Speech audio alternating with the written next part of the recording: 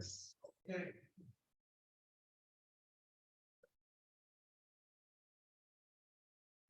Ja, dobrodošli vsi, lep pozdrav. Hello everybody, welcome.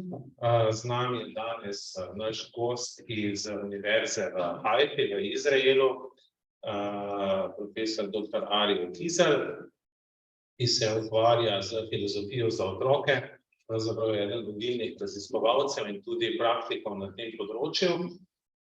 Je tudi prodekan za poučevanje na pedagoški fakulteti Univerze v Haifi, bil je predstojnik ICPIP-a, Mednarodnega sveta za filozofijo z otroki, zdaj je pa vodja Mednarodne zveze,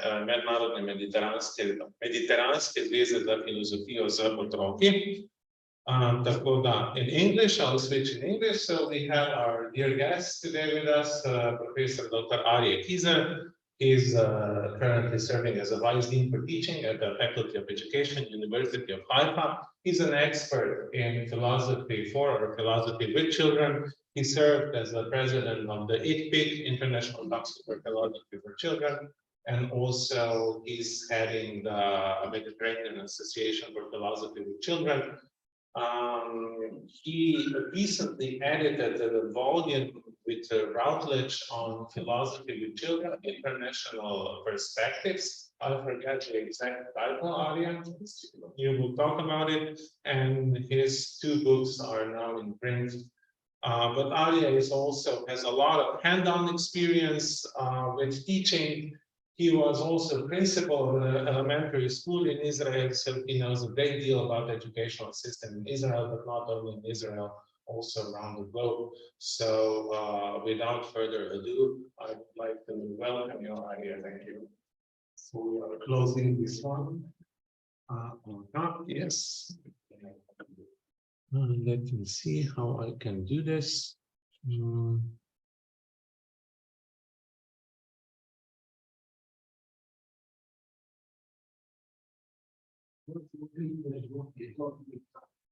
Yeah, but the screen is displayed on your screen. I don't think so because I'm post. So it's here, but now let us see if we minimize. Yeah. Okay, and zoom and lock it.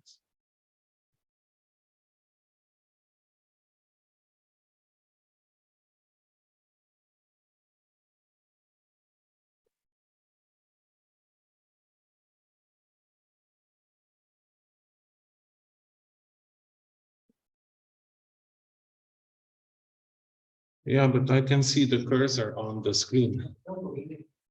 No, because it's displayed in a different way. So what I see on the screen is totally different from what is being projected. Yes. Okay, let's see. Let's try this one. That's the method, yeah, but it's still not working. It's not. Okay, now I can see the screen. And again, not. Okay, let's minimize it. We'll just got it. Okay, let's go back to the PowerPoint. Open it. No. I'm sorry for this, but we cover all the secrets of the next presentation. Arie, did you copy it to the? Yes. Where is it? Yes, it's actually here. So oh, this is this one. Great, thank you. Okay, so let's go.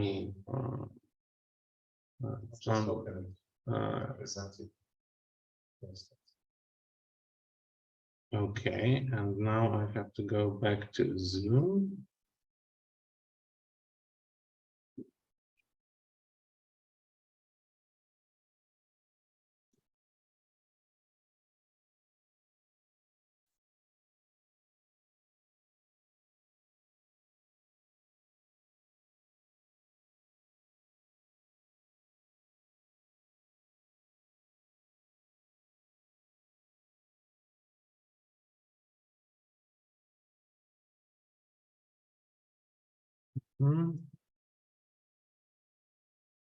Share screen. We are getting close. There. And let me see if everything is there. Yes, Anya, it seems to be working. Great. Okay. Do you hear me? We can hear you. Yes. Okay.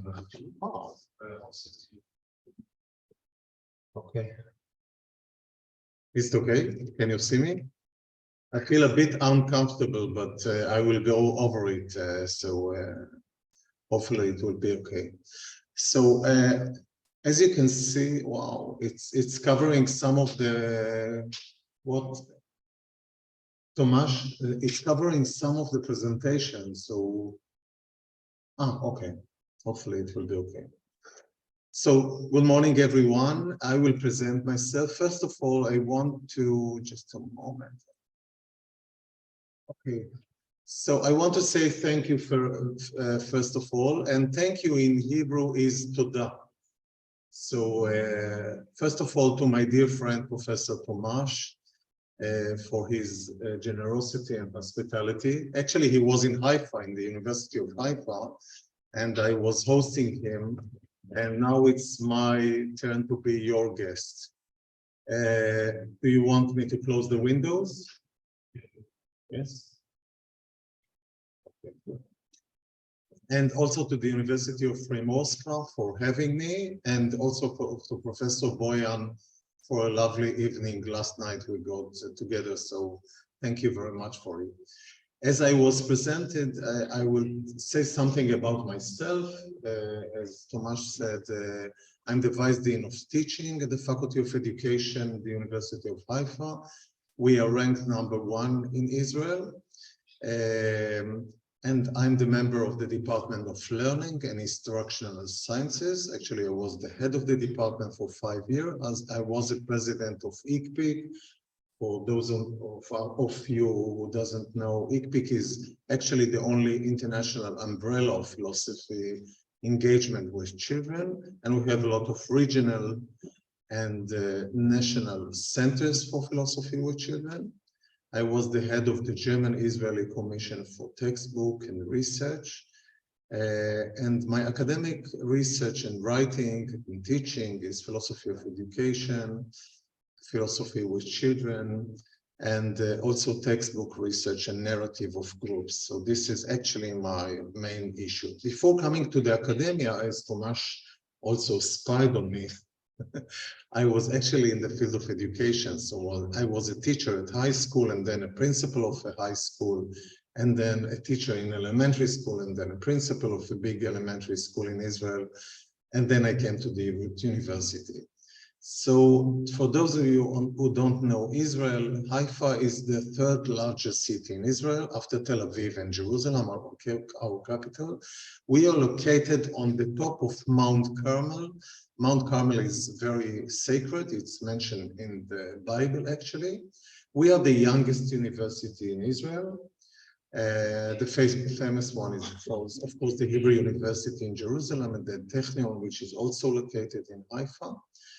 Although we are the youngest one, our faculty is the ranked #1. We are actually the only faculty. Others are department or school of education, which are smaller. This is considered to be because of the amount of senior researcher. So we are surrounded, we are on the top of the mountain, which is lovely. You can come by a car, by a bus, but also with a cable.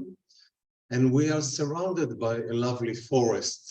In Israeli terms, this is forest. So the city of Haifa is well known because of its port. We actually have a sea and a mountain. And this is one of the symbols of the city, the Baha'i Faith Garden. The Baha'i Faith is the 4th faith in the world after Judaism, Islam, and of course, Christianity. So this is about Haifa. If you want to come, we wish you all the best, and we will host you in Haifa, perhaps next year. There is a saying in Hebrew, next year in Jerusalem, and Haifa also works good. So my presentation today actually is going to deal with philosophy for and with children. And I'm going to look on philosophy with children and challenges that philosophy for and with children is putting in front of us as an approach, educational approach, and also approach for life. I know, and many of you know, that philosophy for and with children is also a method which is concentrated on what we call community of philosophical inquiry. So it's actually quite evidence-based for the last 50 years and even more that when you do philosophy with children or with children, you actually cultivate critical, creative, and caring thinking. We speak today about more skills that actually advance. But when you talk with educators, you actually talk about the method. But I want in this presentation to do a kind of round trip on philosophy for and with children as an approach of education. So I see philosophy for and with children as a part of what I call alternative approaches to education and anti-conservative schooling around the world. This is the way that I see it. I want to speak with you today following one of my articles about 6 dimensions of philosophy for with children that can serve as a platform for self-determined learning, which is a big issue, not just in education, but also in learning and teaching processes. So I want to offer you a few dimensions, as I said. One is the most famous one. Philosophy for and with children is actually learning from a place of rich question versus what we do in regular school, mainly, I mean, is providing corpus of answers. Some of philosophers are saying that actually educators and teacher education is cultivating hunting of correct question, which is wrong, but this is what happens actually, because exams are still in the core of learning and of course of teaching. So I see it as the intellectual task of philosophy with children is what we say returning to the beginning point of asking question about life, the willingness to create a free and a safe space for education and educational processes. So we philosophers of and with children are believing this, the children are very fertile and ask fertile questions about themselves, the life, their environment, and above all, the changing world that they discover, while as yet unfettered originality that is still free from search for perfection. So one of the things that education and teacher education is doing is trying to manipulate all of us that education will provide a perfect world. Actually, regular education, some of us don't even know it. I mean, we do it as a kind of a technique. Is the hidden agenda is that the world, if you will do it this way and this way, will be perfect. And philosophy for children is actually the opposite. Is asking hard question about a world that is not going to be complete, perfect, a world that is going to have wars and sometimes injustice, and the free to ask question about it. I will talk later about one of the challenges, which is identity or identities in philosophy for children and with children. And you will see that some of the children, let's take Israel, for example, for the last 48 hours, Palestinians suffer from an operation from Israel. So we were killing one another. Unfortunately, we know how to do it well for the last decades, okay, unfortunately. So I guess the Palestinian children in those camps that we entered and actually operated them militarily cannot think that the world around them is perfect. And they ask questions as Ukraine refugee children. are asking about life. Now, education, regular education, is afraid of those kind of questions. It means it wants to sterilize in a way or another the world. So classroom looks like a very sterile space. It's not professional to bring the world outside into classroom, but philosophy, good philosophers with children, actually are not afraid of the world with all its good and bad catastrophes and good that mankind is doing. So, but children, we assume, ask question about all of it. So, and we think that they investigate actually the world around it. The second dimension is that the community that facilitates a form of learning that resists omniscience educational hierarchy. So community of inquiry, which is in the core of philosophy with children and for children, promote and encourage mutuality, collaboration, and cooperation in a way that supports common investigation and as learning. While education, regular education, is cultivating learning or teaching the learning processes. You know it, it's very common. Now, learning in a regular class is when you come to class. Actually, learning began when the teacher enters and say, good morning, children, or good morning, students. We are actually going to start learning. Now, this is not investigating the world around us with all the big question or the small question. So I differentiate, and I think that philosophers with children have to differentiate between learning and investigating. Children are investigating the world in their own particular and unique way, which is philosophical by all its meaning. So it stands in a big contrast to the atmosphere of competition and power struggle that we see in school today and also in the last decades. Learning actually cultivates competition between students and pupils. And investigating is cultivating knowing the world or asking questions about the world. Now, what happens with teachers and teacher education, and this is actually the issue of the volume that we published this year, which is around philosophy with children and teacher education, global perspectives. We try to offer what philosophy with children can contribute to the way that we see teacher education. And one of the things that I argue in my introduction is that we ought to philosophize teacher education. And philosophizing is going back to the questions space. I mean, not question that the teacher asks, but question that students are asking.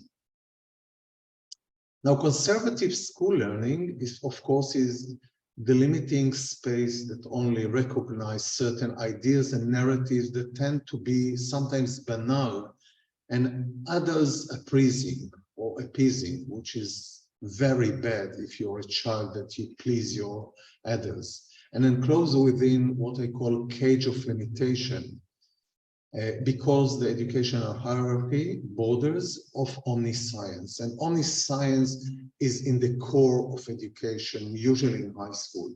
I mean, we praise discipline, we praise science, I mean, scientific learning and thinking processes. And we think about school as a little academia. And about elementary school, I mean, we don't say, but we mean it, as preparation for it. And this is actually, preparation is in the core of doing in elementary school. Curriculum planning, therefore, organizes learning into disciplinary fields of knowledge that relies on conservative models that do not revolve around the ability to listen to original ideas. Now, original ideas are not the one that actually were produced by others before you, which is okay to learn them, to know them. Original ideas is the ideas that you actually produce by yourself. This is what we expect from academia, but actually this is what we expect from good philosophy with children method or approach. I mean, listen to their own building of science, let's say even children's science of the world, which is quite complicated, not just to do it, but to understand it. So conservative learning is what I call conceptual prison. Sorry for being so radical. It gives students a sense of being trapped within an oppressive, repressive discourse, an occasion even a conceptual prison, as I say. They do not always understand. Teachers and principal and policymakers and students alike are actually kept in this prison. There are two kinds of discourse in school and educational system. The one, on the one hand, is what I call declared discourse. The declared discourse have a lot of saying about innovation, preparation for future skills, 24th century skills. We will be dialogical. We cultivate critical thinking. We declare about it. And then there is what I call the practice discourse, which means we prepare them for the future. We prepare them for tests. We read ready material, and we are acting as industry of mark grades, and we are selling that this is actually a success. I mean, the diploma. Now, teachers, innovative teachers that with free spirit, let's say, Nietzschean phrase, are facing this kind of problem sometimes, because they feel it from the first day in school. Sometimes they leave. There is a phenomenon now around the world of leaving of teachers and principals. When you ask them why do they leave, if you think that they leave because it's hard, because the salary is low, because there is a lot of cell phones and bothering parents, it's some of the reasons. But if you talk with them in depth, they will say, actually, we were not innovative. Our workplace was very conservative. And if they have something to give to the world, to contribute to the world, school is not the place. Now, philosophy with children can emphasize, not as a church, we're not a church, okay? We're not missionaries. I mean, bad philosophers with children can become sometimes missionaries, unfortunately. I know some. They're very senior in the field, but you have to take care of them, okay? And get away from them. But I mean, in the deep sense of philosophy with children, we try to cultivate getting out from the conceptual prison, which is getting out of the Aristotle cave in this sense. The philosophers, Ilan Guzel, call it, this type of normalizing education creates conditions that determine what a person can and cannot do within and in the face of the world, giving rise to the human subject as something that actually precludes her becoming someone, a true subject, which is actually school is dealing with objects. I mean, we declare that they are subject, our students and our teacher. But when you see the factory, I mean, and school is a factory, unfortunately, conservative schools, they are actually object and not subject. The third dimension is the coordinator, or what we call the facilitator. Sometimes we call it the mentor. So the coordinator is a participant in a learning process versus judge in a regular system. So conservative schooling, the student is dependent on the teacher, most prominent in the assessment of their success. But philosophy with children offers a new method. It's not a new, but it's a very important one, which means that the group coordinator, or we call it facilitator, is a participant rather than a knower nor a judge. Now, to be a participant for a teacher is opposite to being a teacher. Teacher by itself is being in a prestigious and higher stage when you compare yourself to your students. Now, philosophy with children, if conservative schooling is what we call demand model, we demand from ourselves and from our students, philosophy with children is what we call supporting the children and supporting their growth, like a flower, okay, which is different. So the coordinator is in charge of cultivating the members' growth as individuals, but he doesn't have to do it actively. Mostly have to do it passively. I mean, he has to withdraw and not to engage too much, which is complicated. I mean, it has a kind of a paradox. You are the coordinator, you are the practitioner, you are the adults, you know better. I mean, you assume that you know better. But then you're asked to be some kind that looks like insignificant or not meaningful, which is very problematic. This discourse can elaborate and cultivate enabling identity model that I will speak in a moment. The fourth dimension is present versus future-oriented. If traditional classroom learning model is focused mainly on preparation for the future, students are candidate for intellectual posts and adult life, and we are using them. I mean, our attitude is that you're not prepared enough, you don't know enough. The first assumption of a teacher when you go into a class, in a regular class, is that they don't know. I have to give them answers, I have to give them skills, and all the language, the vocabulary of teacher education, if you research it, is cultivating them, helping them, assisting them. It's like doctors, okay? Now, adults in this kind of tradition is dismiss children's present curiosity and imagination and rejecting what we call self-directed methods. So they snap out childish wonderment about the world.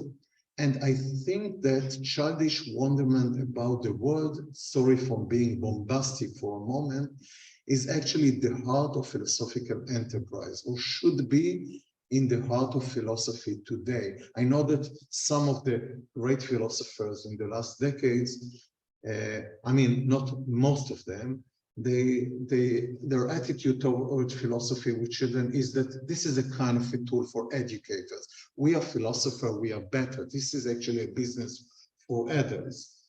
But if you look at philosophy with children as a philosophical move and not an educational move, bringing ourselves to understanding what is a children's ability to do, as Alison Gopnik, the big psychologist of early childhood today in the world, she's in the United States, is claiming young children, in her book and research proven, young children are better in doing experiments, raising questions, and assumption, even scientific assumption, and investigating them than adults, which is quite new. Even though we have this knowledge from neuroscientists and psychologists, we still perceive ourselves as children are not prepared yet. I mean, we love them, we treat them very nicely. The discourse around them is very, let's say, advanced or, you know, different than in the past, but in our heart as adults, we sometimes still, the attitude is still that they are not developed enough. Philosophy with children is a counter option, learning as taking place now and giving no preference to the unknown future. First of all, because the future is unknown. Now, I'm going to the first sentence of my presentation.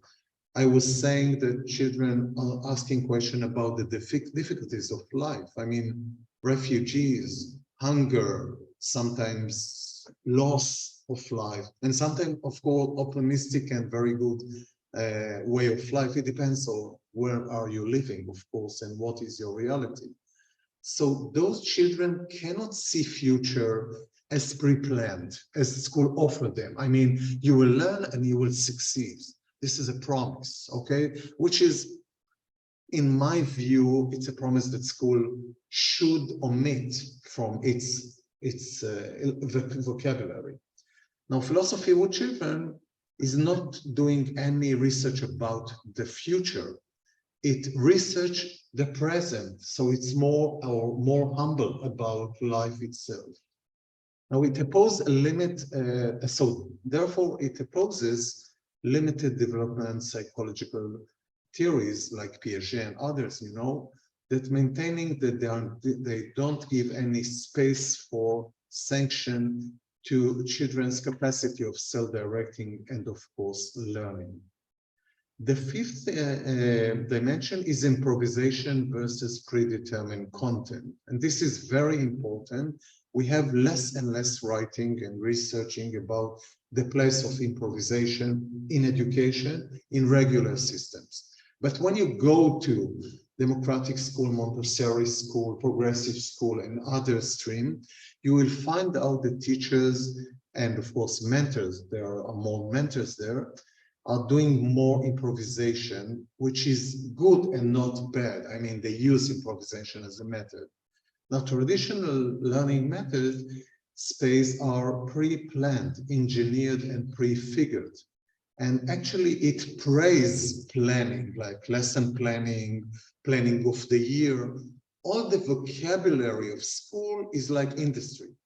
We have to imagine how the graduate will look like and then go back to the beginning. So planning is, and now they assessing, you know, for many years. So systematic learning, orderly, organized, internally logical, and goal future oriented, it's again future, is praised in what we call ordinary or regular school system. Ilan Gurzeev, in his lovely book, says about improvisation. I like this quote very much, quotation very much. In the heart of improvisation lies in the movement within co-poesis prompted by the love of life, giving birth to the totally new and wholly unexpected as a form of non-instrumental playfulness that manifests erotic responsibility to life at its best. It thus combines non-dominating pre-rational theological knowledge with experience and an aesthetic form that is also a pre-ethical positioning. So I think that most of his quotation include within itself, although it's very poetic by itself, I mean the words, the rationale of what is improvisation by itself. The sixth dimension is liberation, from improvisation to liberation, learning as liberating learner from disciplinary boundaries. This is different than omniscience, okay?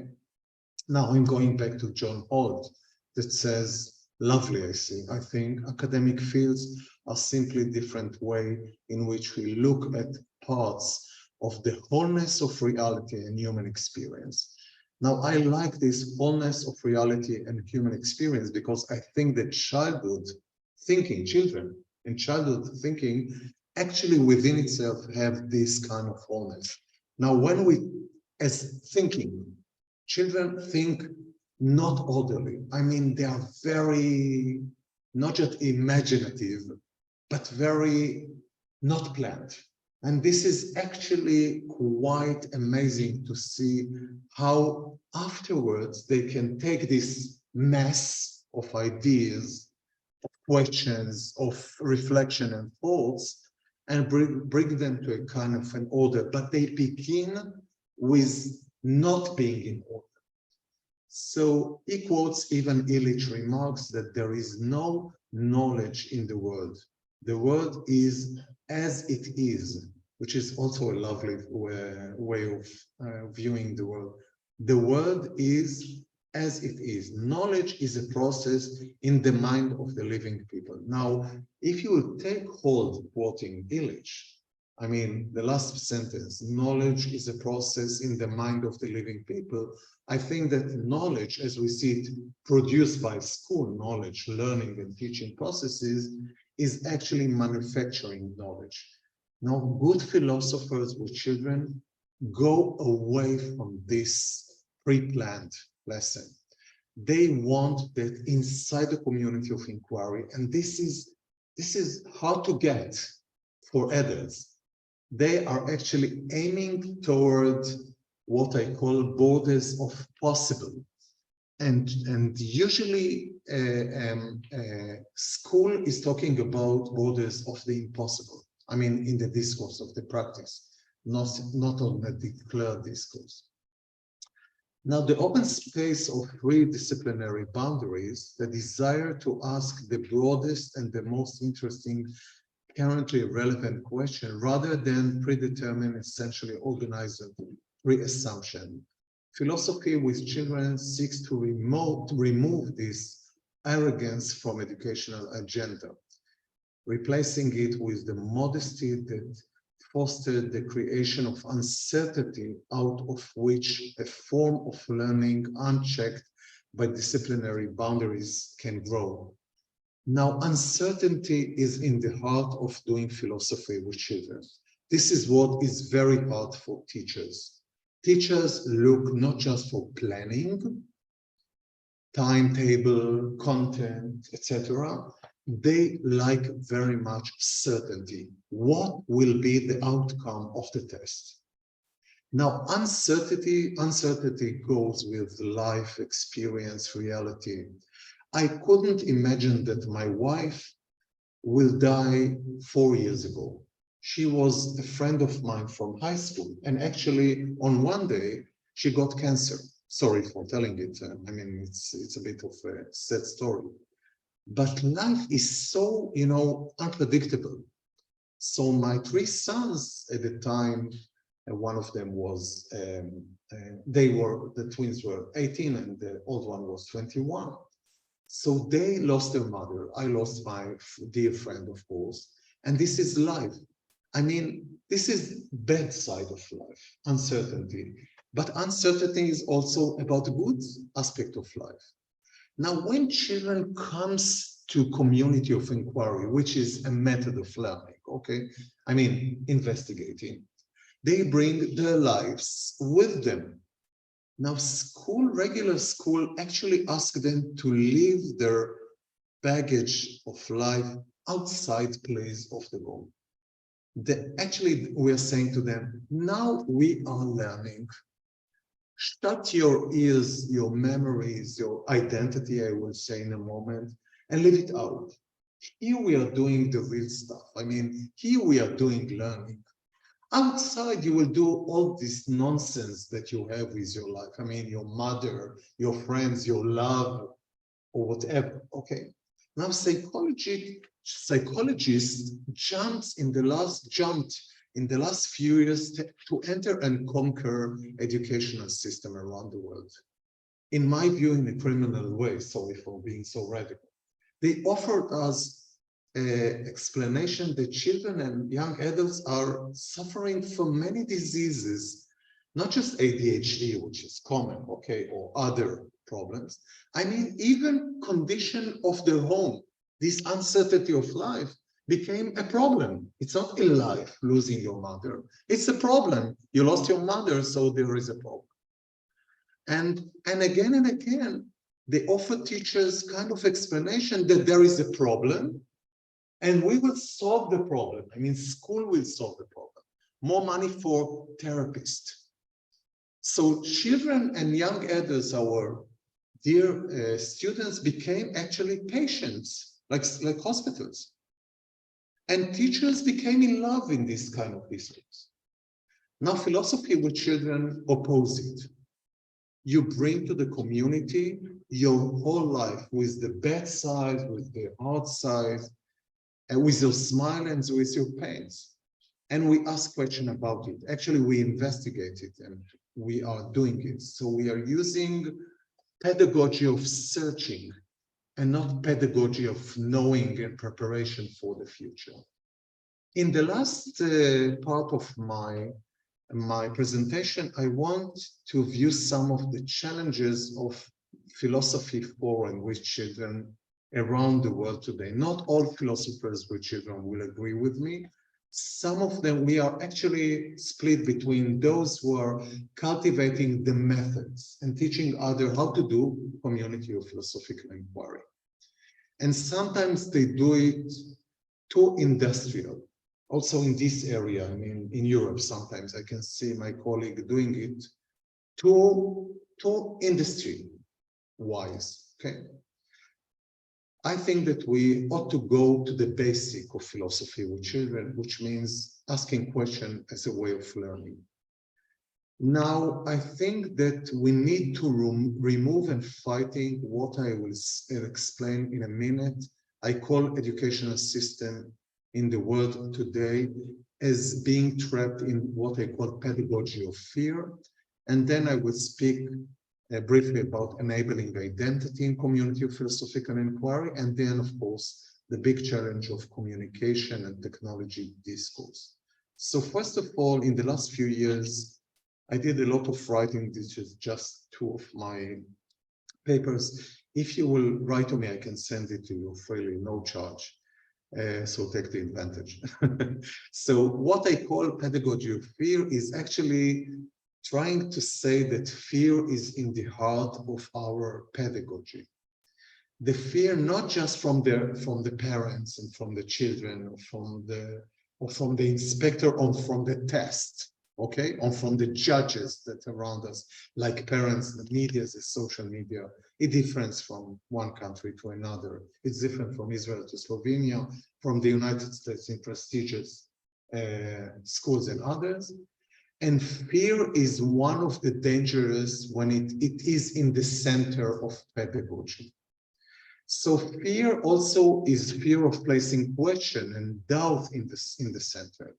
Many educational systems around the world still prevent practice of philosophy with children at young age because educational systems are afraid of placing question and doubts at the center of philosophical pursuit and transformation of young girl into one which has the ability to ask question about central political question. I will give you one example from one of the research that I did with one of my master degree student. It was published in English, so you can read it. We actually went to a camp, refugee camp in East Jerusalem that is under control or occupation of Israel in Isawiya, which is East Jerusalem. Now, what happened there is that the lovely principal decided to, and this is a school for a girl, a very Muslim girl, traditional, Israeli occupied school, but this is still a school.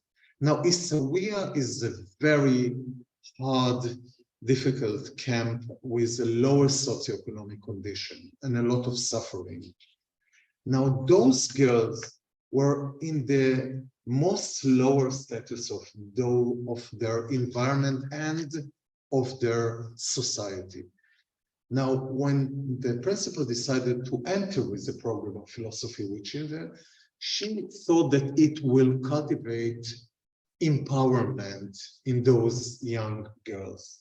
Now, what happened is that we went to other teachers in this school and asked them, what did you feel about those children attitude and behavior and question after they did philosophy with children? And they said, the teachers, that the girls became rude and started asking questions. What kind of question we said? They said, question about Islam and Islam rules, for example, or question about their place as young girls compared to boys. I remind you that this is this is a school just for girls because it's very conservative. Now we went to the girls and the girls started asking questions at home. Mommy, why is the Israelis here? Why do you treat me the way that you treat me compared to my brother? Okay, and so on. Now the fear was out, and this was actually the intention of the principal. She was great in doing it, you know, this way. But actually, the fear was in other, of course, teachers and the parents and the men. because they were the hegemonic, class in this place. And they demanded to rule out philosophy for children from school. And the principal was very insistent, and it kept going. But this is one example. It can be a church in Austria that is very threatened by philosophy with children and is thinking that ethics, as Catholics church interpreted it, or in Israel, ultra-Orthodox today, which come to power, unfortunately political, that are very afraid from liberal LGBTQ plus communities and others, and see them as terrorists, not less than that, okay? And it comes back to the new candidate for presidency in the Republican Party in the United States that talk like this on LGBTQ and others. Now, the second challenge is what we call enabling identity. Now, there is a naivety that philosophical inquiry is sterile from identity minefield, let's say. So there is identity question that we face today and didn't face in the past. We've thought about it yesterday during dinner with Boyan and Tomasz. Children are coming today as they came before, but today it's more acknowledged because of development in society. They are coming from single parents families, LGBTQ families, Black families, mixed families, secular families, and very many others models. Now, when Philosophy for Children by Matthew Lipman and his associated, and Margaret Sharp and Matthew Garrett and others, those are the fathers of actually Philosophy for Children. When they began this kind of movement, let's say, they thought about it as cleaning space. I mean, sterile. It was very American, liberal. Okay. It means we are doing philosophy, but we are not considering identity as one that will enter the discussion. It entered also then, but it didn't get the acknowledgement. Now, I was finishing just a book about it, so I think that this is an issue all around the world. And the issue is challenging because it can take the philosophical conversation or discussion into a kind of discussion or conversation, which is not philosophical. So on the one hand, there is a challenge to keep the philosophical dimension. I mean, we are doing philosophy, which is philosophy. But on the other hand, community, which is community of philosophical inquiry, should be acknowledged that people are asking questions from their own backpack of identities. They ask questions from identity perspectives. And I have some research about it, that actually we tested what kind of question those children will ask and others won't ask, okay? Now, a good practitioner won't be afraid of it on the first hand. Secondly, he should acknowledge it. Sometimes the practitioner by itself carry his own identity. Let's look at a Black practitioner. Immediately, your identity is acknowledged in class, okay? Some people from the LGBTQ are declaring today by many means, I mean, that they are LGBT members, okay? So every child brings to the community her own backpackage of identity. And this is good, in my view. I mean, it's not good, but this is what happens. But it can enrich the community. But on the other hand, the community of inquiry can become a kind of a battlefield of power play, as Michel Foucault, did a great articulation about it. And I see his articulation very much relevant to philosophy for children and with children. I mean, all this discourse between hegemonic majority sometimes and marginalized students, children in the classroom. So this is a challenge, on the one hand, to keep the philosophy and philosophical engagement. On the other hand, to play with the identity and not to ignore it. So this is the book that we have published. I just want to already to finish and to say that traditional pedagogy is encouraging students to stay silent rather than speak. And we think that children's questions are threatening to conservative education system that seeks to preserve anti-democratic centers of power and threatens the legitimacy of diversity. Now, in this book, there are 30 chapters of people around the world that offers actually philosophical and methodological and practical educational perspective of how philosophical engagement can contribute to teacher education. And we hope that we will cultivate to this kind of questions. The last slide is the big two-dimension of what we call today the communication and technology discourse. This is an ongoing debate around the world. The first dimension is also not acknowledged, unfortunately, by teachers. Teachers around the schools, around the world, are seeing sometimes technology as threatening, as they saw television before, internet, radio, and others. Other teachers see it as a way of working with the technology. But philosophy for children should see the first dimension, that actually technology changed our life as human beings. I mean, before AI, okay? I mean, the new AI. Actually, we run our life sometimes virtually. And this is changing the perception of the self. Now, in a research that I did with many children that uses WhatsApp app, you know, this kind of app, okay? I actually analyzed with them in community of inquiry, what do they do in these kind of groups during the night without the teacher, you know, that they are bringing up and establishing groups. And in this article, we found that there are therapeutic dimension of doing philosophical or discourse in the net, which is quite new.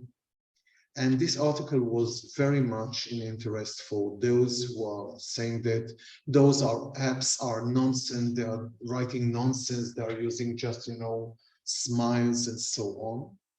But when you speak with those children in community of inquiry, and they explain that sometimes even the most intimate issues of life is discussed with their friends online, but not in class and not even on person.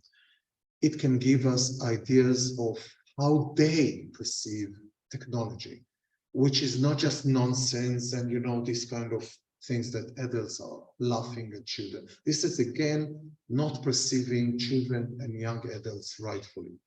And the second dimension, which is a big issue today, you know, in the last few months, is the fake news and the AI as threatening and challenging from young age and philosophical understanding of them.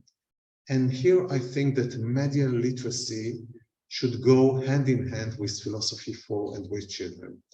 And AI is very threatening. Even Yuval Noah Harari from Israel, you know, the big historian, is also a philosopher, is saying that actually humanity is under threat because of AI. And I'm not trying to reduce his perception because I don't know. But I think that if there is a threat from AI, of course from fake news, we know it already. So media literacy and philosophy with children is the best means of building the self of the child. And children can be very innovative in this way. So this is my presentation. This is not a philosophical community of inquiry, as you can see, but I use it because I love this picture. It reminds me of my childhood. Because, is it thank you in Slovenian? Yes. Yes, it is, yes? Okay, so thank you very much.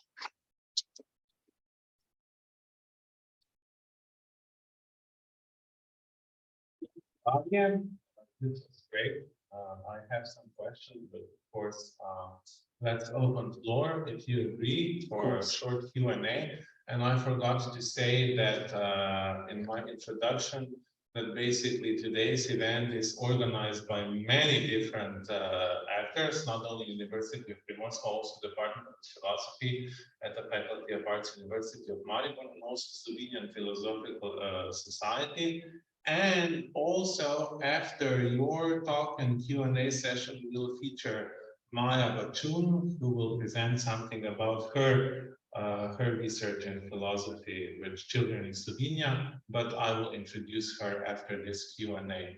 So I'll go back to my computer. So if anybody on Zoom has any questions, of course, you just are free to ask them, and I'll monitor what's going on in the Zoom. But while here, you can probably just moderate the discussion on your own. Thank you. So here on the slide, you have my email. Please write to me if you need something. I'm answering very quickly. So no problem. If you need one of the paper, if you want to ask something, so please feel free, and I'm online, so this is for you.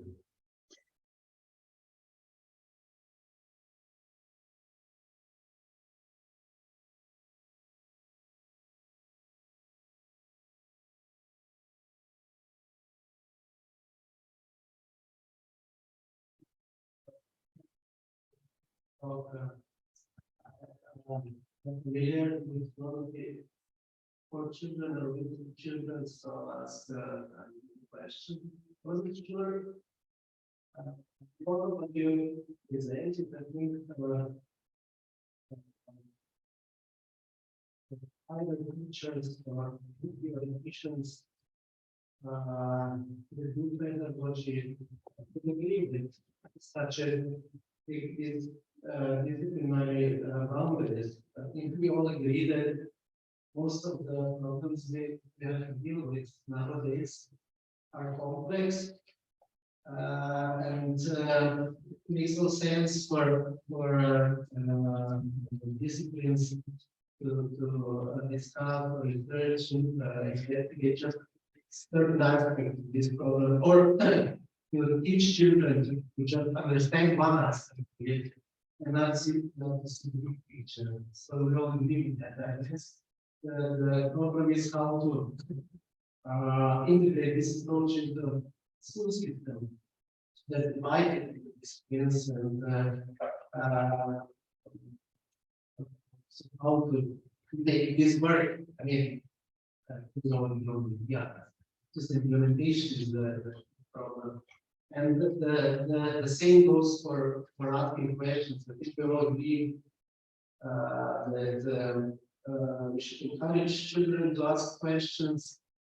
How, and the problem is again where to make room and how much room to make, and in the curriculum that's described and so on, get set down, written in school, and very demanding teachers because they have to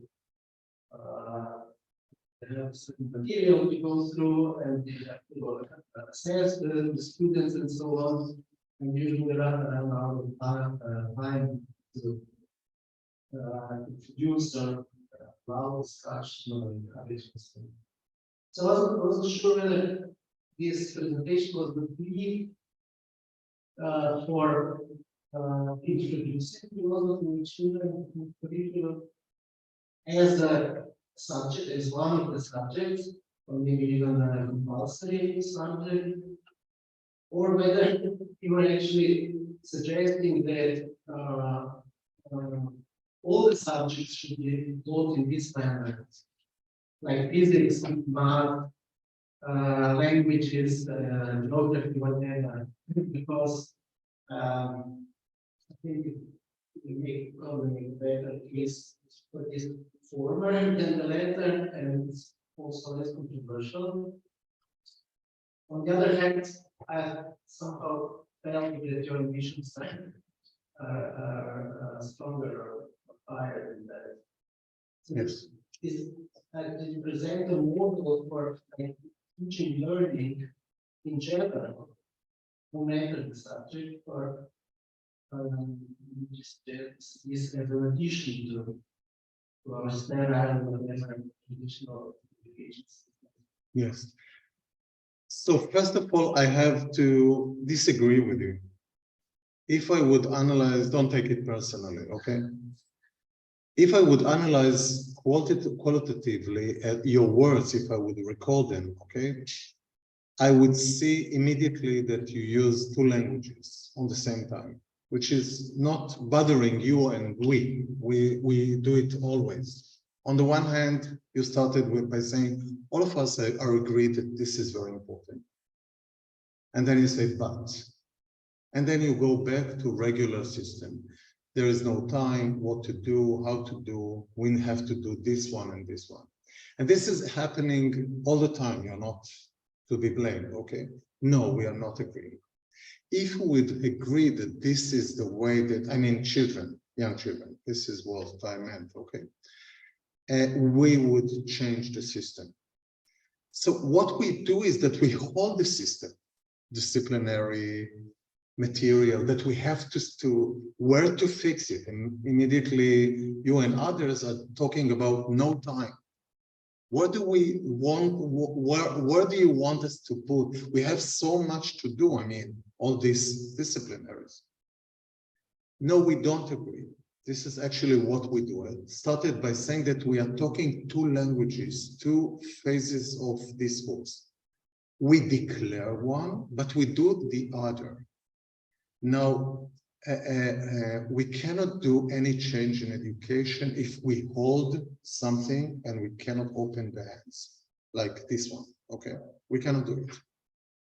But we hold because we actually, this is my explanation, we don't believe in children. I mean, we don't believe also in young adults, but leave it out for a minute, okay? So, first of all, we have to change attitudes, actually. But we don't want to change it. And it's a global problem. Changing education is going into a fight with politicians, with the church, with families, with our traditions. And people tend not to do it. So what we do, if you read literature about reforms in education, there are big reforms, I mean, fundamental reform, like in Finland, for example. And there are little changes that cause reform. Israel do a lot of what we call reform. I mean, little cosmetic change. Cosmetic change is taking philosophy now and going to the second part and asking, okay, where do you want us to do? You want math to be taught philosophically? Do you want that philosophy with children will be as a different disciplinary? We need a huge change. The change should be in primary school around the world. In children's, our attitude toward children. Now, I don't say that we have to do it tomorrow and it won't happen tomorrow, but we have to acknowledge it and it won't happen. I can assure you that we can meet 10 years from now and it will be the same. This is usually because many people are saying, you know, education is a reflection of society. But I'm saying that actually education is building society. Now, educators also, usually around the world, when you ask them, do you want to change? Do you believe in change? They say, yes, I'm coming to education because I believe in change. And immediately afterwards, they are holding, and most of research about the perception of teachers discovered that teachers are the most conservative people around that you will meet. So no bothering of claiming that we are going to, you know, to go on the Bastille with the revolution. On the other hand, being so conservative. So this is actually the thing. My intention was to call to a revolutionary phase in education, primary education. So it's not a change what we will do or we will teach from 10 to 8 philosophy for children, or history will be, you know, this kind of this is changes. Changes always happens. You know, the school that I was studying, although I became afterwards the principal there, is actually not the same school, but it is the same school. I mean, we speak differently today to children and young adults than my teachers. Okay, we cannot hit them. Okay, we are afraid from the teachers, from criminal charges and so on. We changed. Okay, but usually, I mean, in the attitude, in the approach, education looks the same. I mean, preparing for the future, studying, disciplinary. It can be that sometimes curriculum is changed. So this is a reform, you know, a reform in math, changing the curriculum. I mean, what the hell? Or sometimes in history in Israel, you know, we change some chapters. So this is a revolution. But this is not actually the issue. Now, what is happening is that also the industry is claiming that education, the success of industry, high-tech, for instance, Israel is a high-tech nation. And people in Israel are saying, but we are a high-tech nation, so school contributed to it. You come to the academia or to the high-tech, and high-tech people will say, why don't they change it? People are succeeding in spite of the system and not because of the system. This is what's so pity and not optimistic in my presentation, but I have to be true with myself and with you. So I must say, first of all, that not you began by saying, everyone agreed that. And I say, this is my perception. No, not everyone agree about it. Everyone say that they agree, but actually they are not agreeing. And the most people that don't agree are stakeholders in education, policymakers in education, principals, and mostly teachers. Because if you could see primary school have a lot to offer without a big change in running a class. I mean, they are not usually under exams. But primary school classes around the world are considered to be very, not to say uncomfortable for the students, okay, but unphilosophical in the manner that I presented. Okay, so I think that to complete my answer, there is a discourse of agreeing, but the practical discourse is that we don't have time, that it's a big change, the children are not prepared, and then you have excuses. This is lower socioeconomic, so they are not developed. Teachers immediately connect poor students from poor house to not developmental of their brain, which is nonsense. And teachers are inventing these lies. Sorry for being so straightforward. Okay, so that's my answer. Yes, Maya. How much is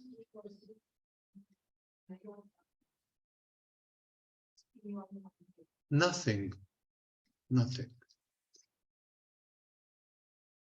You know, we have few Nobel Prizes in Israel. Some of them are very important. And I've read interviews with them. I mean, chemistry and others, they were good. I mean, and all of them are begging, do the change the system.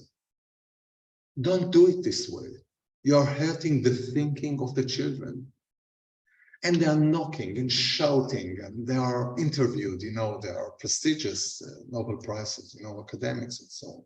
Nobody is listening. I can have a big introduction of why, but I just gave a little sentence that is usually, I mean, education system by its definition is one of the institutions that were built historically for keeping the tradition. Tradition not just of historical narrative, building nations, languages, and so on, religious and so on, but also with the assistance, sorry for saying it, the criminal assistance of teachers, teachers that are fear, that are full of fear. I mean, they have tenureship and they fear to open their mouth. They will complain behind the scene. Okay, but they are not enough brave to say change is needed and now. I mean, not now doing it, but go into a system like Finland that actually went to a kind of a public discussion of changing the system. It was very hard for Finland, but in the end, it changed some of the system. Okay. We all say the change is needed, but we don't want to change. Of course. Yes, yes.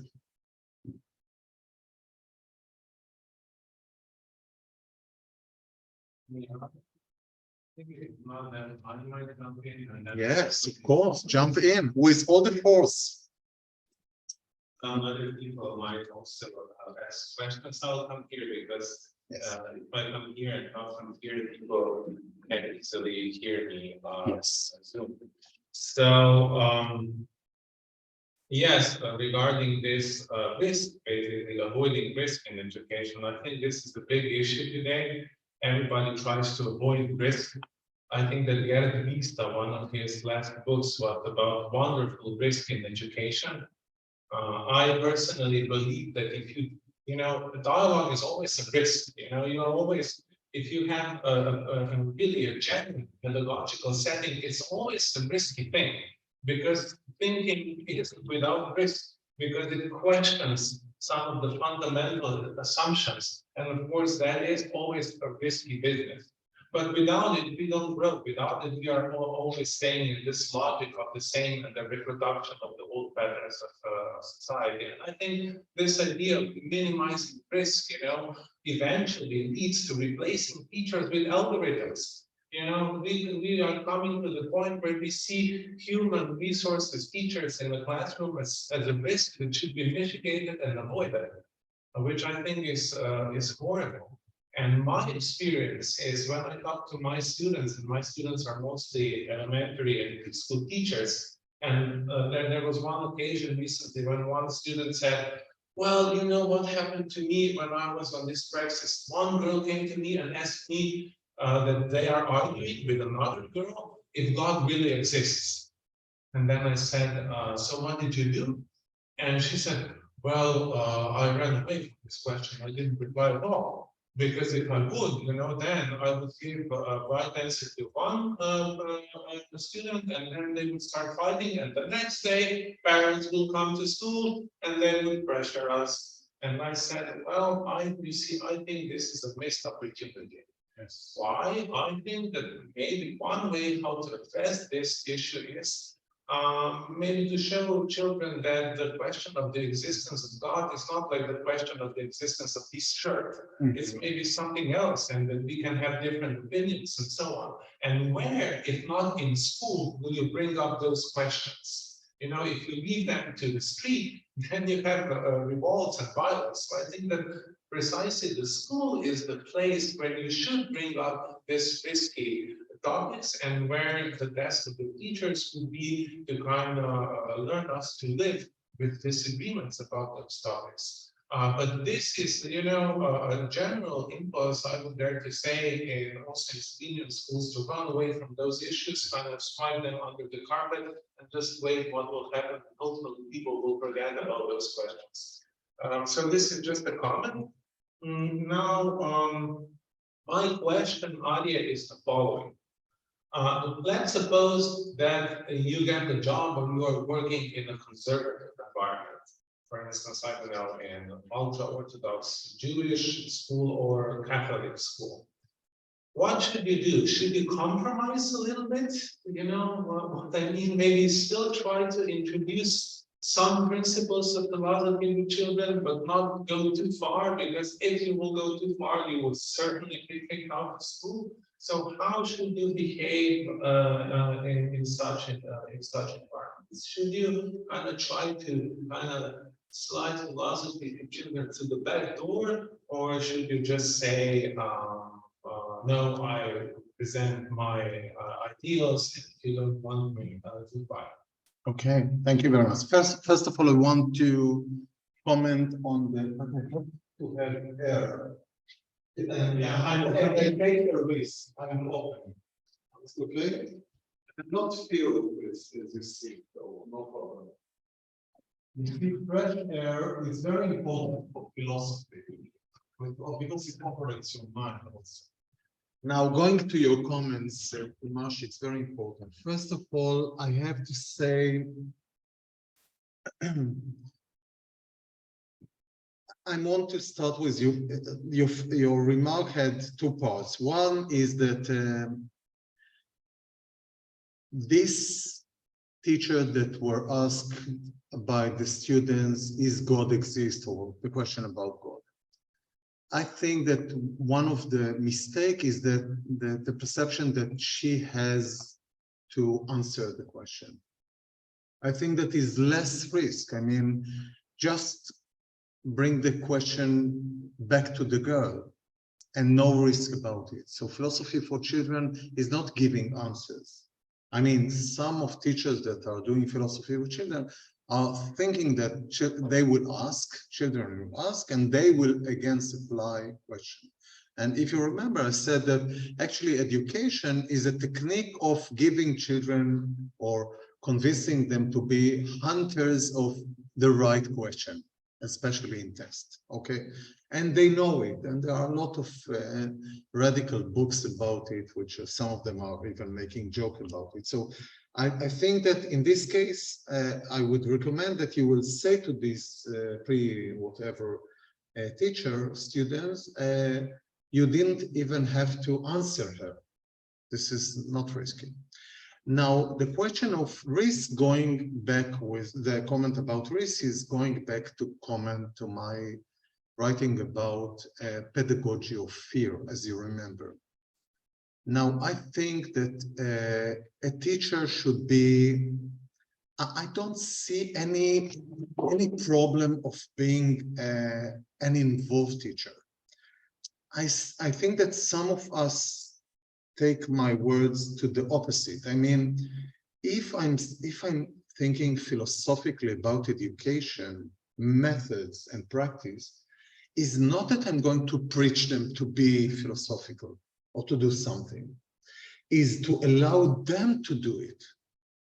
And the risk is that teachers are getting too much involved in indoctrinating philosophy, which is opposing philosophy. And they, you know, there are two components in teaching. One is being altruist, I mean, saving your children, your pupils. And the other one is narcissistic. I mean, we need a stage, we need to be a performance, we need to be the legend teacher and so on. I don't see this one as good and this one as good. Both of them are very bad.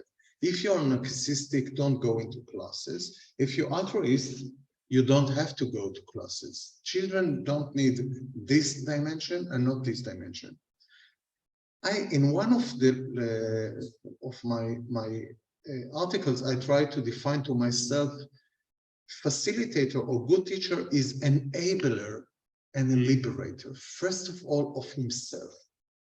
Liberators from the bad conceptions and the prison of conceptions, that I have to do, that this is the way and so on. That usually I see those teachers are as more active than needed. I have a mission, I'm the Messiah. They are believing in themselves. Sometimes they are very theatrical, which is not good for children and not good for young adults. They need treatment, and soon, the sooner the better. And the other one is enabling.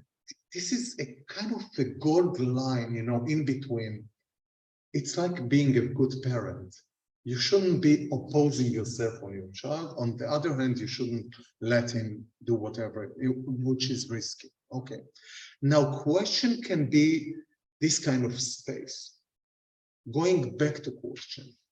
So I think that, first of all, the teacher should ask, what do you think about God? Do you think that it exists? And so no risk, no parents can say, if a teacher jumped to give under the opportunity, if the teacher jumped to offer explanation, I would say that this is wrong, philosophically, I mean. It's wrong because you don't have the question, where is God or what is God? You know that nobody have actually this answer. I mean, true answer, the one and the only one. And the secondly is that while you are jumping with answer, even good answer, you actually shut the question space. Question shouldn't be answered by answer, but sometimes with like Socrates, a new question and a circle of question, okay, like a path of question. So this is good. And now going back, so, and this is lower the risk. I think that risk is one thing that tradition, as I talk about traditional learning, traditional and traditions are actually producing this fear of taking the risk of losing your job, of being in the press, of being charged, of being called to the principal. Okay. Now, if you're doing your job without being a messiah in class, a messiah for disciplinary or for behavior, by the way, you're not taking any risk according to my opinion. Okay. Now going back to the teacher. Teaching is one of the best professions because it has two components, creativity and flexibility. I mean, you can do whatever you want, actually. Nobody can see you, I mean, really see you. And, but you can manipulate in the best way that you can do. Now going to your question, when you're entering ultra-orthodox conservative space of learning, and you want to be philosophical teachers, you don't have to declare about yourself, I will do it different. There are teachers that are going into class, I will be a different teachers. You can talk with me. They are too much engaged. The only thing is replying by questions. If someone is saying it, raise a doubt. For example, you are saying something very good or very harsh in civic education, and I'm the teacher. Usually what I did before becoming a philosopher and even academic, I would ask you a question. And what about? And what in case? And can we consider it this way? Now, this is bothering. The only risk is that you are going to be a bothering teacher. And I think that a philosopher is a bothering person. I mean, Socrates was unacceptably. He was a kind of we say in Hebrew, nudnik, you know, one that will always tick you, you know, and feel not good. So a good teacher should make his pupils, his students, not comfortable, but not in behavior. I mean, they should feel safe and free and so on. But he should always, when they put me in this place, I'm always in a mood. This is dynamic. This is flexibility. Always. And they will start in these educational spaces, schools. Children will start laughing at you as a teacher. This is the only risk. They will start saying, oh, Tomasz, give us the question. Oh, Tomasz, are you playing with us? Are you? But you have to be serious because philosopher is a serious person. You have to say, no, I'm just wondering. For example, a good philosopher teachers should enter the class and say, each morning, I didn't sleep at night. You know why? Now, children, you know, young adults will start because of your wife, because of this and this, and he will say, no, some big question bothered me. And they will say, what is the question? I would say, never mind. It still bothers me. Don't you have a question that's bothering you? And they would look at you one day after one day after one day. And then in the fourth time, I would say, don't you have any question that bothered you this night? And I will say, you know, Socrates said, I think that it's Socrates, that no life was living without a question. And I would write it on the board. That's it. Now they will ask who is Socrates, and perhaps I will explain it, perhaps I will send them to search by themselves.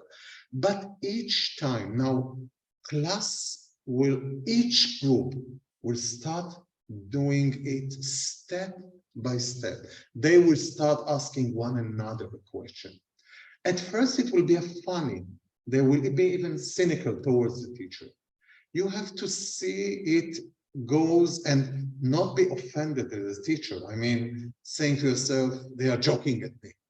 Teachers immediately are offended. They are victims of their children, of their society. They are crying, and then they are victims. There are a lot of writing about victimhood of teachers.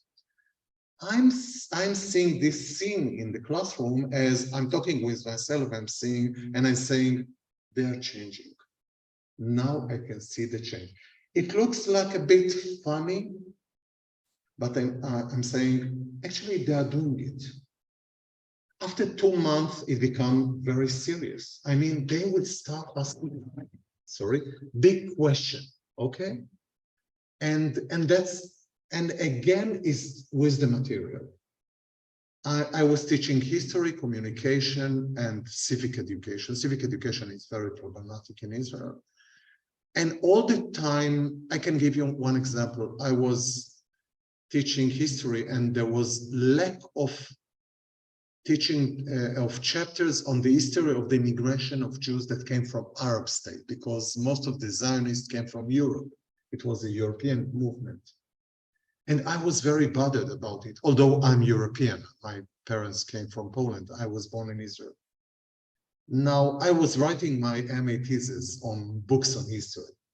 So I said, and half of the class was students from parents of Arab origin. I mean, Jews, but from Islamic State.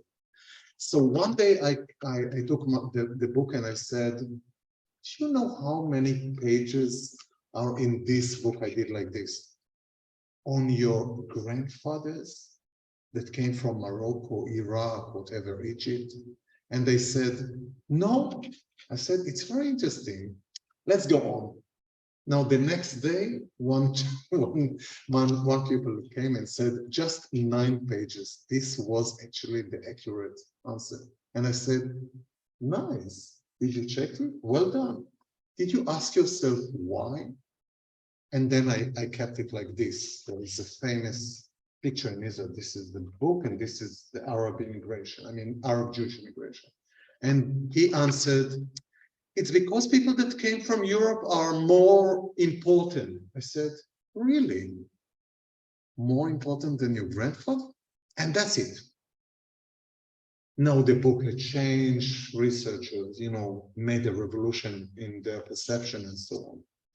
Now, question can be not risky, but you have to be very creative as a teacher or practitioner to put the question anytime. I mean, to listen to them when they are without doubt, they are very straightforward and giving, and sometimes because they are young, they are even holding the truth, like holding it because they are afraid. It's also pedagogy of fear.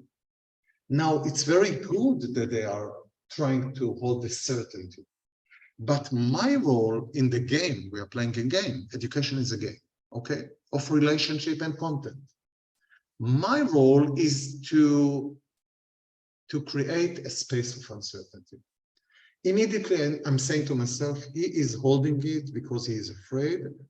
I will try to, to bit ease, and this is done by question. I just want to ask you if, okay?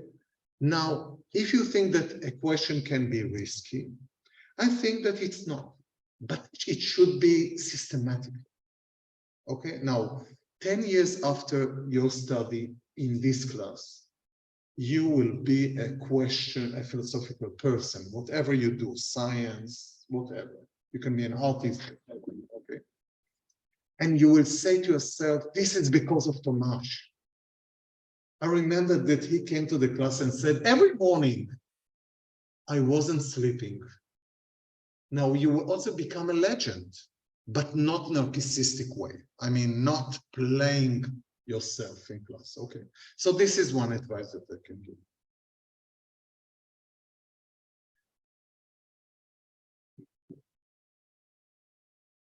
Thank you. Thank you. Thank you, Arie. Thank you.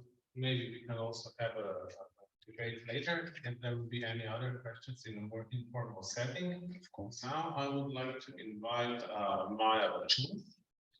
Maja Vačun is basically the collaborator is such a hard word, but so she works with the Department of Philosophy here in Maribor, but she is also a deputy principal at the elementary school Silnica of Travi. And she is working on her PhD at the department under the supervision of she had to go somewhere because it's Nina Gardner and myself. So please, Maja, the floor is yours, and you are usually very versed with technology, but if you need any help, I'll try to. I will see how good am I in my English. So this is the first time I will have a lecture in English. Tomasz already introduced me, and I didn't exactly know what to prepare. I have to, it's not good way, so I'm not reading. Yeah, okay, let's do it like this, and let me see.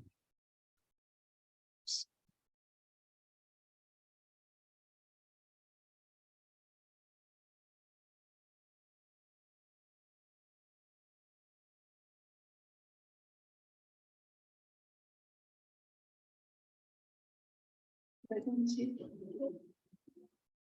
Even easier. Yeah, I have to share the screen, but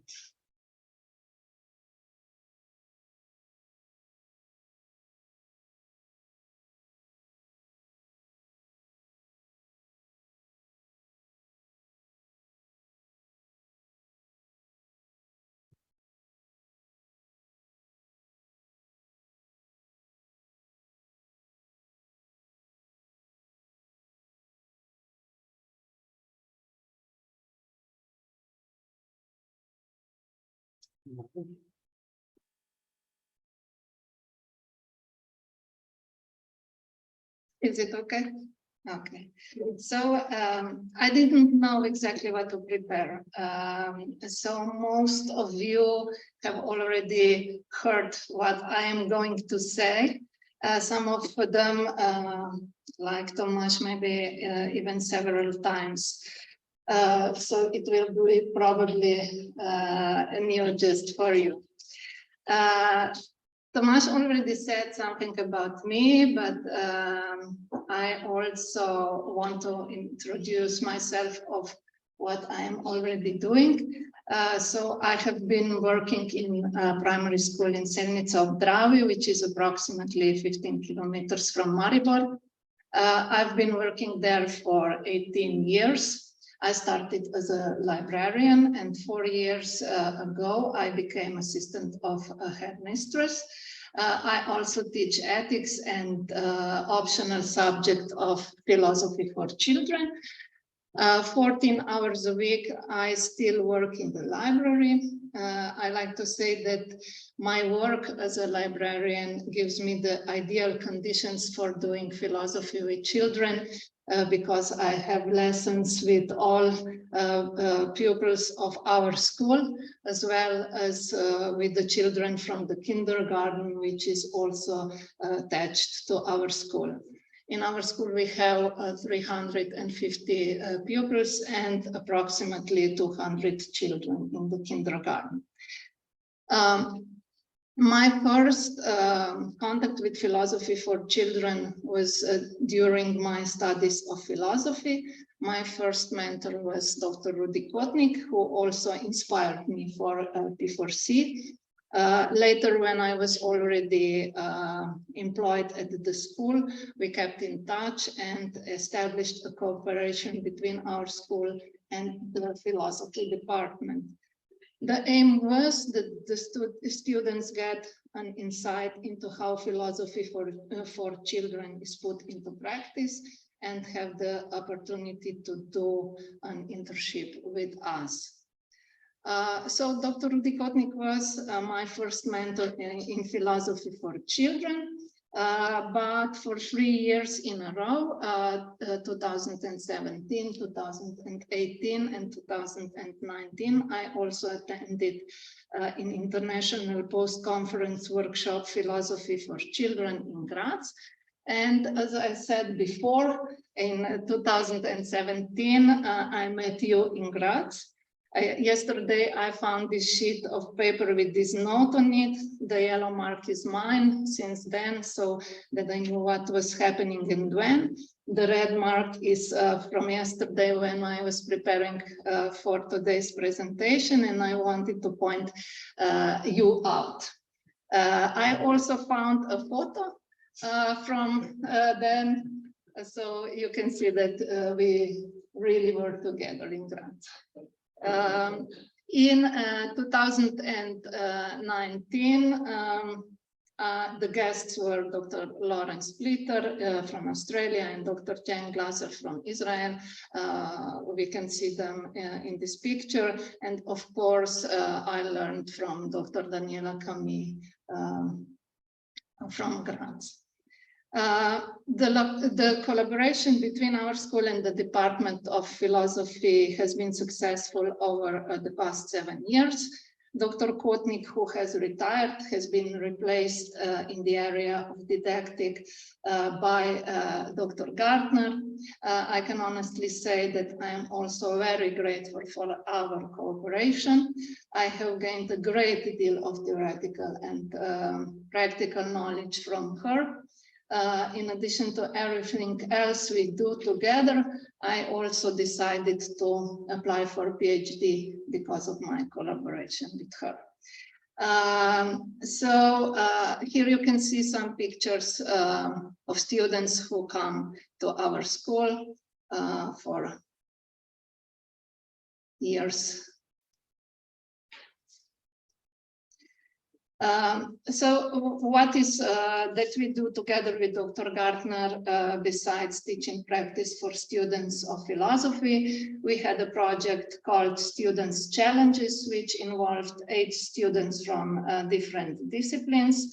So 1 early childhood education, 3 classroom education, 1 sociology, 1 psychology, pedagogy, and 1 philosophy. The students gained theoretical knowledge and practical experience to work with children in the field of bibliopresentation and P4C. The work took place over a period of 3 months with weekly meetings with the students and the faculty, and twice weekly students visit our school. They work with 2 groups of pupils from 2nd to 4th grades in our school, and here are some pictures of our work.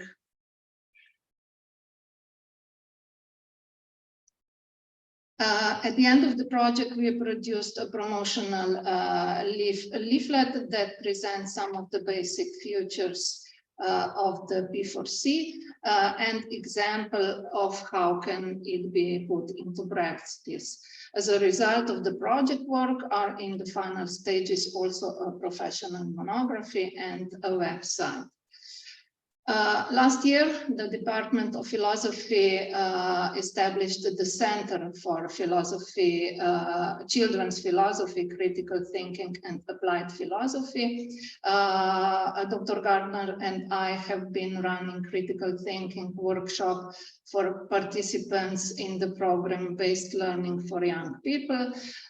We have, for 2 years in a row, we have actively participated in a teacher training courses of P4C, which is held in cooperation with the philosophy department of the Faculty of Ljubljana.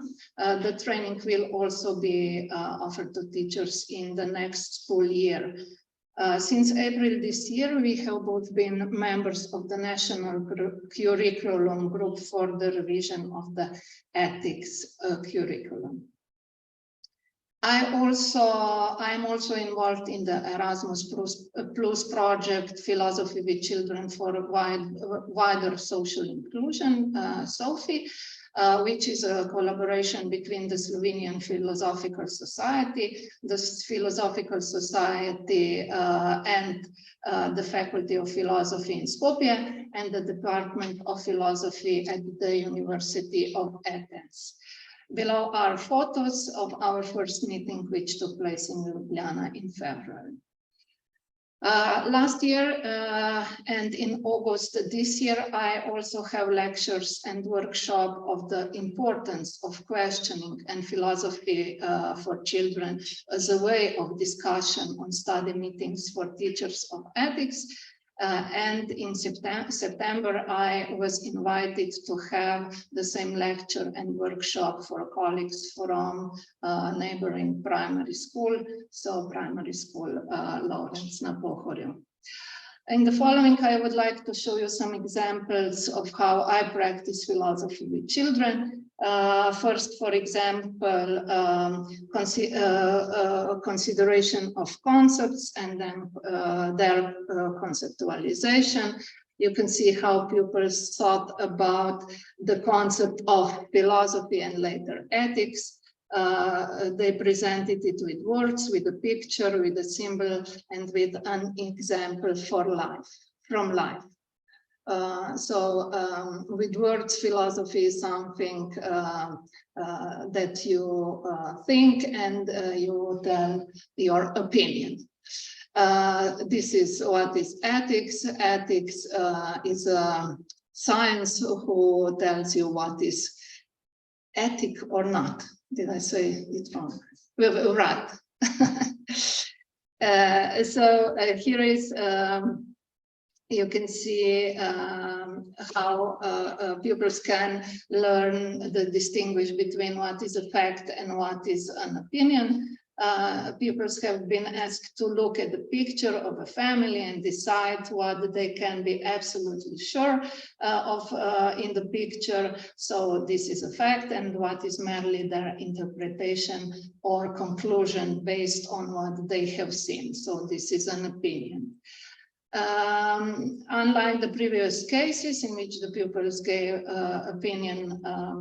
opinions and facts based on the pictures they had seen, the object of observation for the younger pupils was a stuffed square. So what is a fact and what is an opinion? So the fact is that it has a white shirt, that the opinion is that she is a sport. Some examples of how pupils can think about who they are. For example, by continuing the sentences, I am someone who doesn't like, I am someone who cannot wait, I am someone who never forgets. We can also give them a blank sheet of paper with the question, who am I? And ask them to answer it. And we are amazed of what they are capable of. This is a dialogue or monologue from one pupil. I will translate it to you. So the question is, who am I? The answer is a human. The question is, how do I know that? The answer is because I live, so therefore I have to be a human. The question is, how do I know that I live? The answer is because I think, therefore I am. The question, but there must be living organisms who doesn't think, how do they live? And the answer is, and this is the answer and the question at the same time.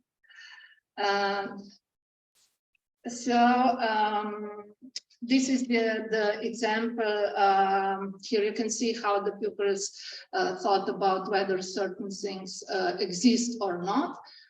They had to justify their choice and then to answering the question why they think some of the things exist or not. And here is also the example of how one pupil stated the difference between the color and the red color. The color is something general, and the red color is something concrete.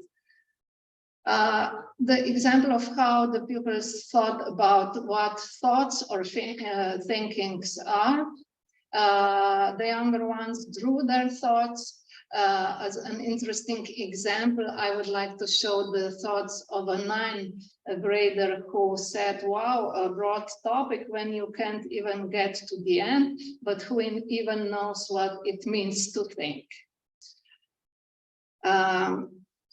Some reflections on what freedom is, when is a person free, a paper when they had to choose are they agree or disagree with the statements.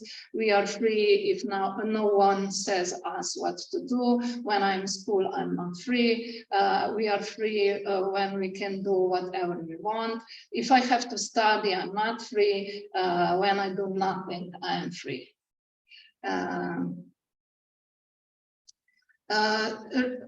In this hour, we read the story, The Fat Hairy Lie.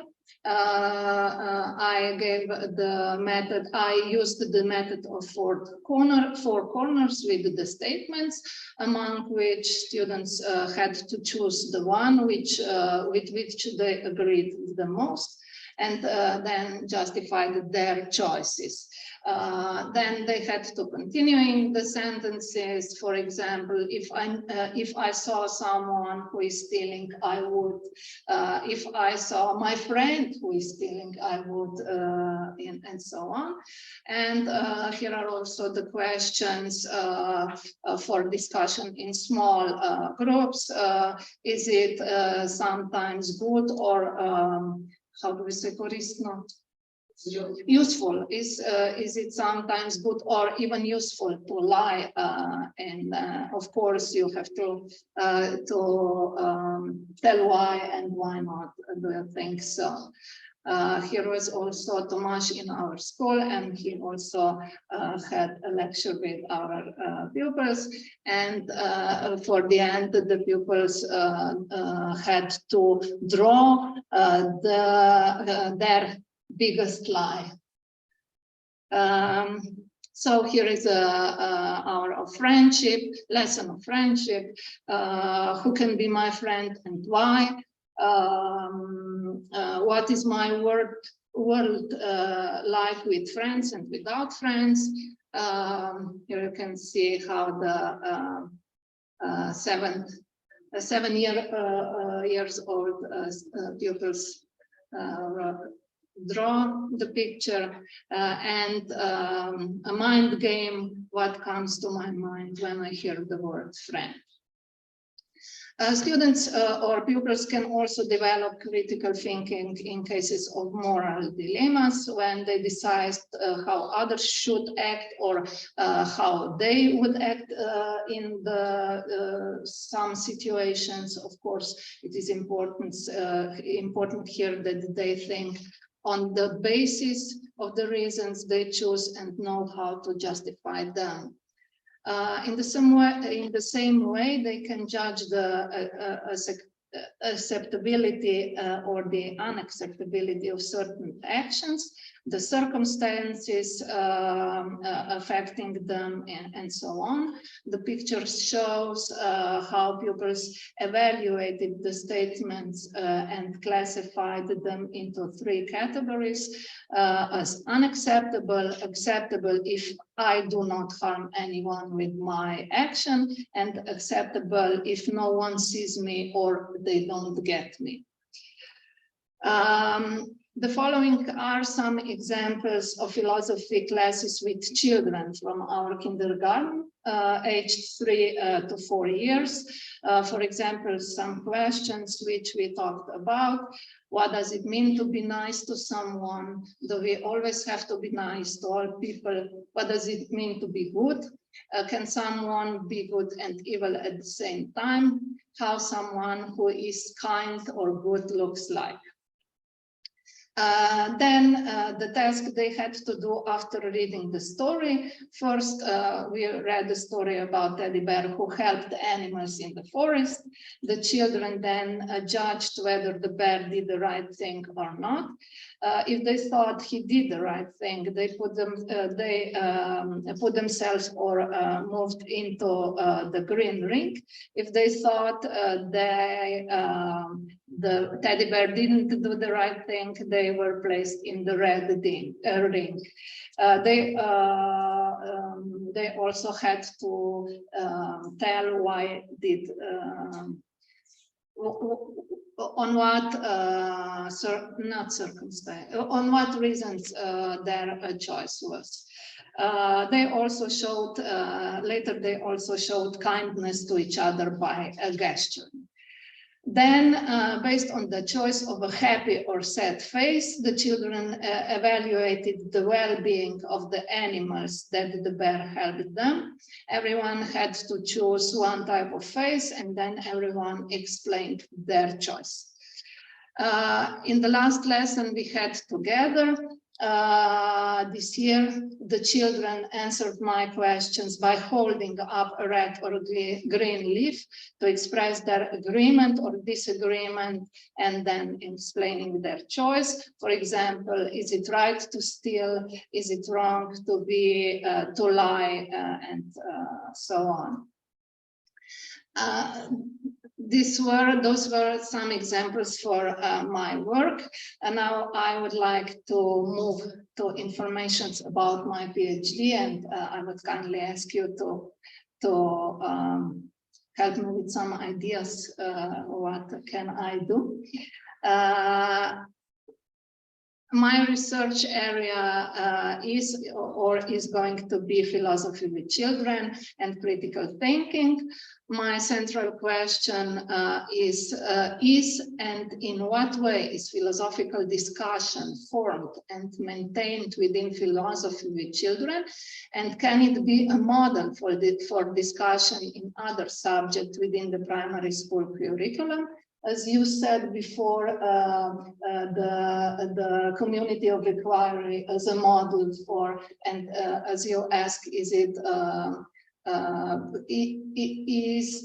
can it be used in others subjects, yeah. We all know that the questions are constant in teachers' work with children, but I have some questions, whether asking questions from children or teacher and providing a stimulating and safe learning environment is already enough to call something a philosophy with children. What are the key elements within P4C to create, stimulate, and sustain philosophical discussion? What role do children's and teachers' questions play in P4C, and how can they be made philosophically relevant? And this is my favorite, because I come from school and I know that this is not the way, as you said before, and as we all think that it should be. Do teachers even think systematically about their questions, for what purpose they ask them, and what they want to achieve with them? Here are some of the intended goals and scientific results of my research work. So to explore the role of philosophical discussion within philosophy with children, to find out if and in what way, by asking questions according to the model of philosophy with children, we transfer activities from the teacher to children, to explore in more details the role and importance of critical thinking and questioning within philosophy with children, and to find out whether the methodology of work according to P4C is transferable to and makes sense for use in other subjects within the primary school curriculum. Here are my intentions or my desire. I want to pass out the message that it is not just the content that matters, that it is the process that will lead to the learning of the content. So the triple focus of questions, this is from Dr. Marian Schiemens. Questions not only measure the understanding of the content, they also influence the teaching process and help individual students to progress. So we ask children questions for 3 reasons: because it is good for understanding the material, so content; because it is good for the flow of the lesson process; and because it helps them personally in their individual reflections, so person. My intention is also researching the theory and history of P4C, research didactic of philosophy as a model for P4C, and raising awareness and educating teachers about the importance and methods of implementing P4C. So I think that children must be taught how to think and not only what to think.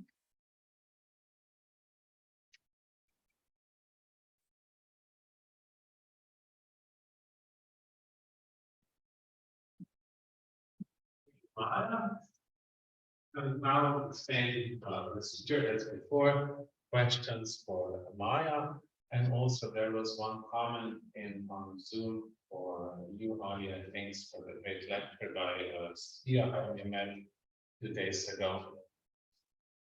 Can you just explain in what stage are you? You mean on PhD?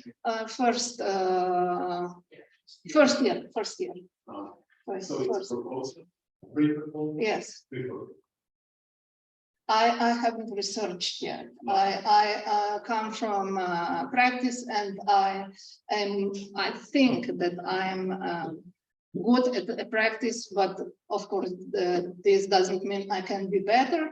But now it's my goal to be better in theory and in philosophy, and of course how to structure this together. Yes. Explain what are the procedures. First, you apply the proposal, and then you are accepted, then you write, then dissertation. This is the procedure. Yeah. In this year, I had an exams, and my focus on on doing the exams is it.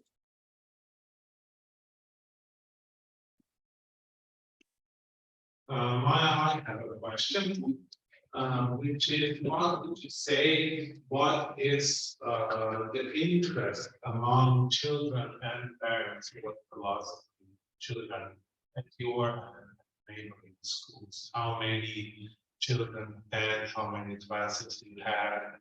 What is their feedback? Maybe do you have to struggle to have this subject? As we know, philosophy for children is what we call obligatory elective subject. I know it's oxymoron. How is it elective? It's obligatory. So it's one of those. It's one of those subjects that you have to pick. So you have to pick something. That's why it's obligatory. But you don't necessarily have to pick philosophy. But actually, more about philosophy for children in Slovenia is what I delivered in a lecture when I visited Arie. So I still didn't post that on internet. I will. So more info about those who would be interested in that. I know that somebody in Zoom is interested in that. You guys still with us. So there is another lecture. I can send that to you. I have a video that's about philosophy for children in Slovenia, which I delivered in Haifa, where I speak how many schools, what's the school system, and what's the state of philosophy for children. and so on. But now, yes, the question is, what is because how many children, what is the feedback?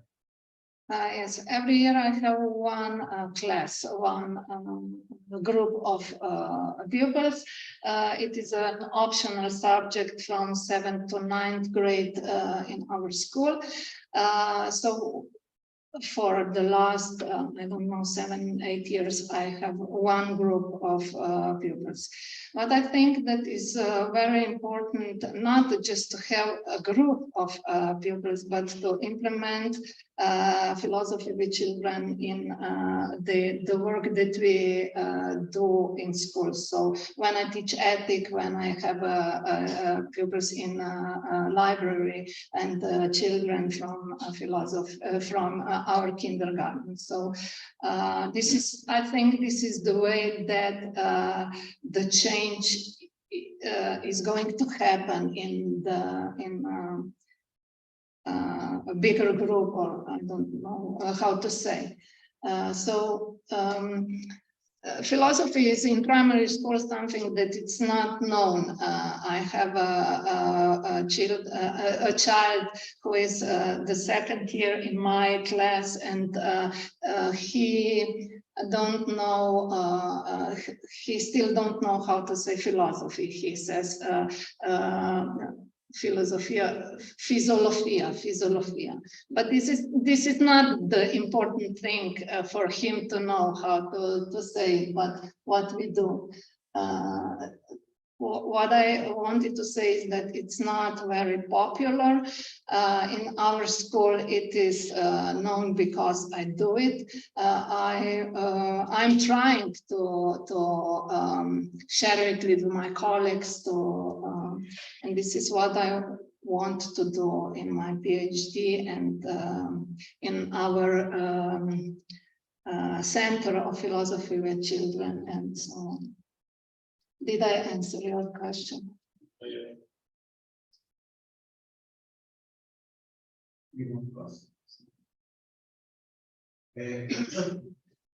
First of all, I want to differentiate between the presentation of what you got in page just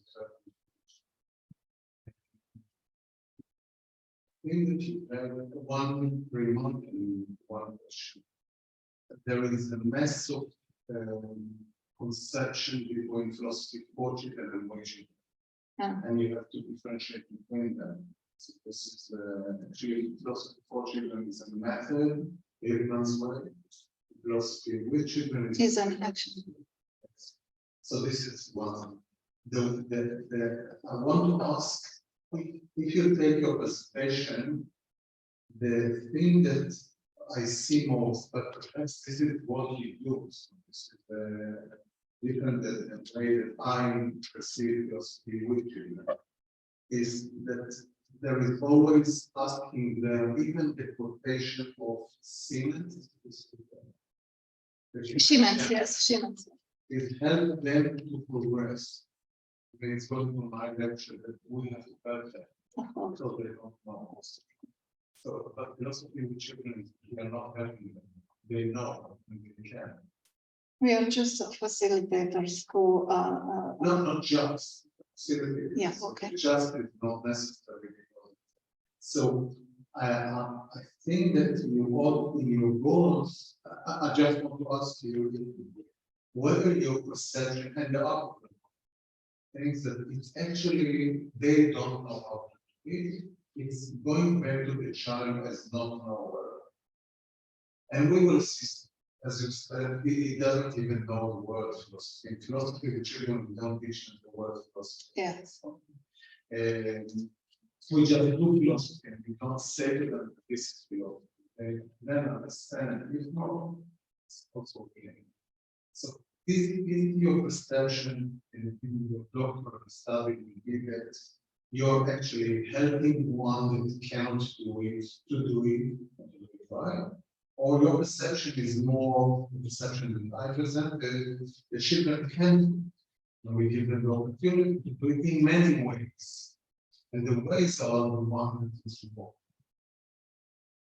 Or you don't have perception. No, I'm the teacher. I'm studying, so the comment is every comment is good for me. I think that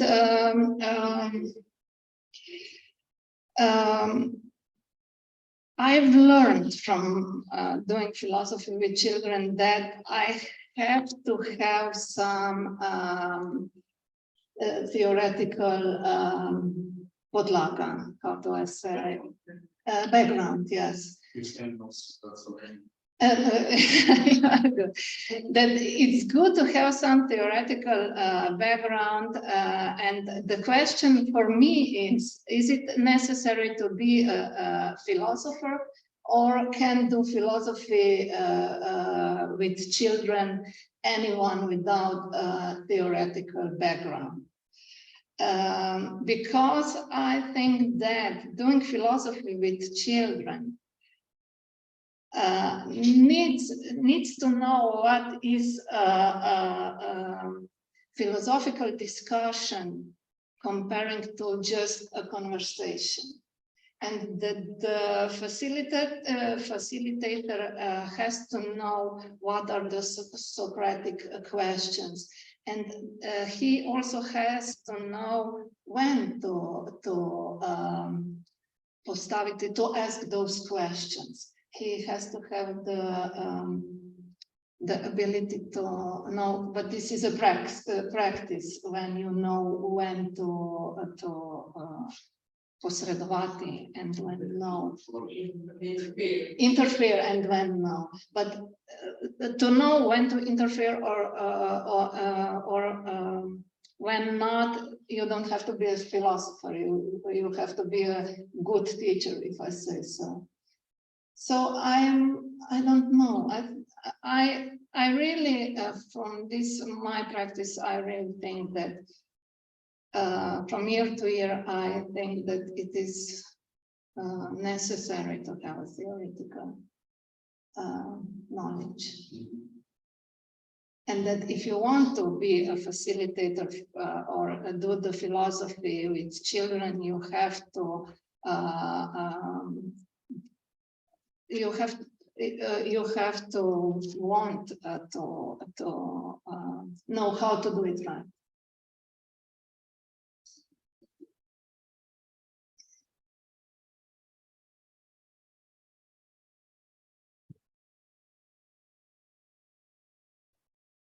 Maybe 10 more seconds for another question. 3 seconds are when you no, 3 seconds are when you ask the question and wait for the answer. Yes. And now those 10 have already passed. So we are 2 hours, 10 minutes long already, which I think is wonderful. So I would like to thank both of the presenters. Thank you, Arie, for coming here and taking your time. I know that it's, being a week out of your other obligations is a big sacrifice. So thank you. Maja, thank also to you for presenting here yet another time this topic. We all know that you have a lot of work in the school, being a vice principal or head mistress, and you deserved the vacations, but still you came here. So thank you so much, and also thank you for everybody that's present here. It's really nice that you came. I know that Celia and I actually planned her vacation in such a way that she would be present today. So I think this shows you, Arie, how dedicated we are in Slovenia to the cause. Thanks also to everybody else for the department hosting us, for basically my faculty of education at the University of Primorska to financially supporting through Erasmus Plus your visit, and also to the Slovenian Philosophical Society, and last but not least, all the guys that are on Zoom. I think there were 7 or 8 of them, which I think is a decent number given all the circumstances. So thank you. Thank you.